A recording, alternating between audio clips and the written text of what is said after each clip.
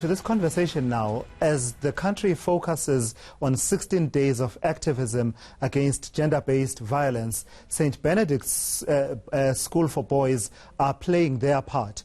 They are developing what they are calling a Male Manifesto to hold each pupil accountable for their actions. As a boys' school, St. Benedict's believes it has a duty to develop consciousness at a young age and to call out behavior towards girls and women that is wanting. Let's find out more from the headmaster in charge of wellness, Dion Olsen, and pupil Pitsi Matseke. Thank you so much for coming through to the both of you. So let me start with you, Dion.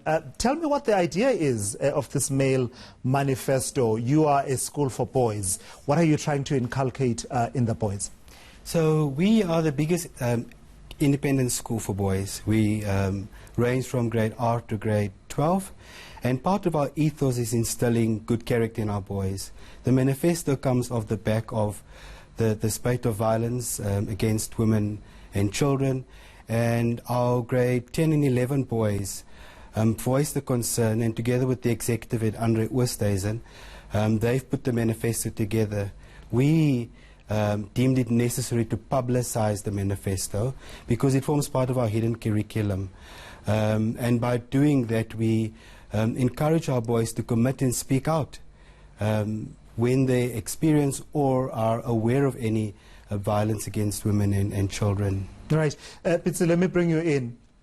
What's in this manifesto? What are some of the lessons that you personally take out of the manifesto, the Male Manifesto? Well, so what I gained from this manifesto is that there are many promises that we should do, and there are many things that we have to stay positive to, and many negatives that we have to go against. Like, for instance, my personal one that I always look to the most is never to always treat women equally, and never to assume anything about a woman by the way she dresses.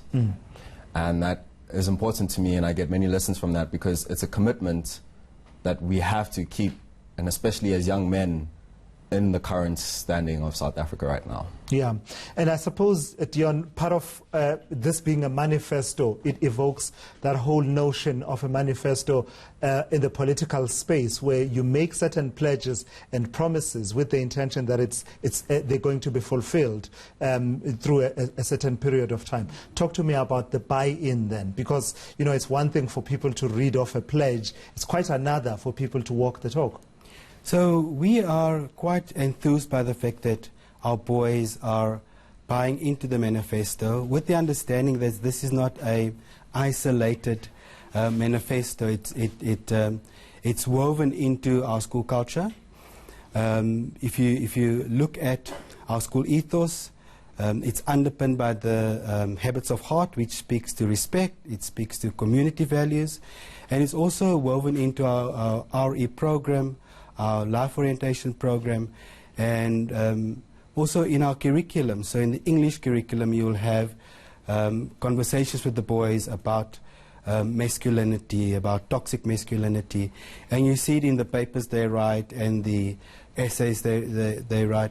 So we don't see the manifesto as an isolated happening, or this is just a moment. We see it as establishing and reaffirming our commitment as a boys' school towards encouraging our boys to make a meaningful contribution in the communities they find themselves in. Pitsi, talk to me about being a young man of your age, in this age that we are in, right, where we as men have to look ourselves in the mirror and see the ugly and call out the ugly and desist from the ugly, really. What are some of the things that you are navigating as a young man in trying to understand the relationship between human beings, men and women in our society? What are some of the issues you are grappling with? I think for me, and especially being a young boy in a boys' school entirely, one of the biggest issues is how we speak about women in school and how we speak about women outside of school.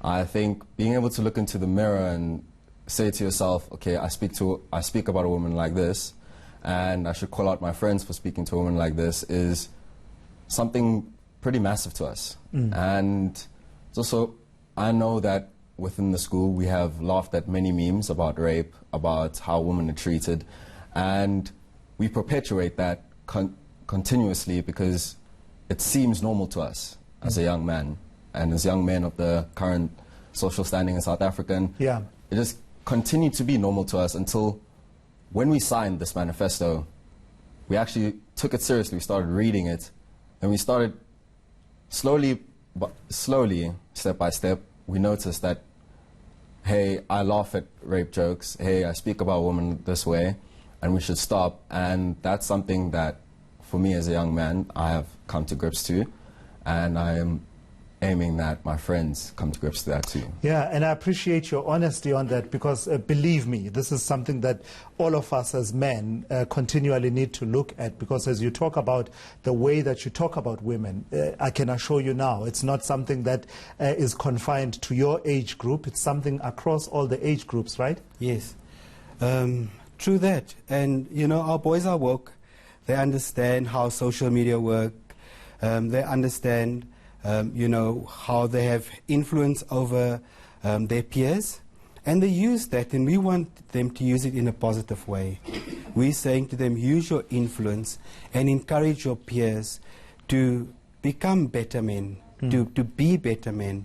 And our wish is for them to go out into the world and to make a difference in a sense that they realize that they can make a contribution to the well-being of women and girls. I was going to ask, how do you then gauge the extent to which the commitments that the boys make in the manifesto is lived, you know, out there in the world, being a boys' school? How are you able to gauge whether the boys are walking the talk? Do you get them to report back and to talk in general about, you know, incidents and perhaps interactions out there in the world that called on them to dig deep and reflect on the manifesto? So we start when we have them at school. So we run school climate surveys on an annual basis. And part of our school climate survey speaks about the engagement. We focus on transformation. We focus on respect. Bullying is big in our school climate survey. We also run a character building education program from grade 8.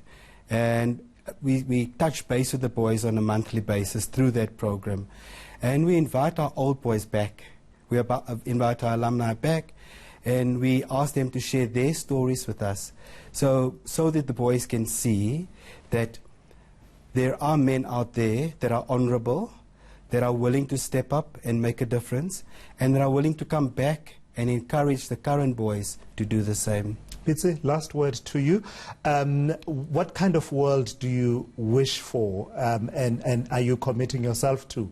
And I know I'm putting a lot of responsibility on you. Fine, believe me, I'm actually taking it upon myself as well.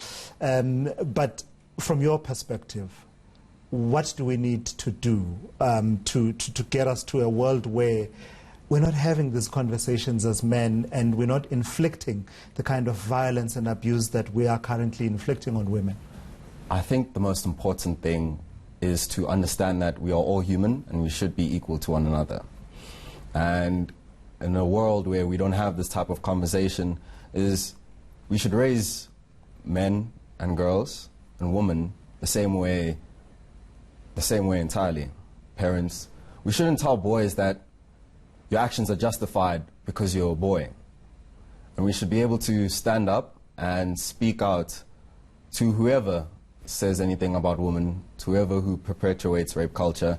And I think in a new world where we don't have this type of conversation, I think that's the most important thing to us. Gentlemen, thank you so much for coming through. I really appreciate this conversation and more of these, please, and programs such as yours. Thank you so much for coming through. That is St. Benedict's campus headmaster Dion Olsen and pupil Pitsi Matsike.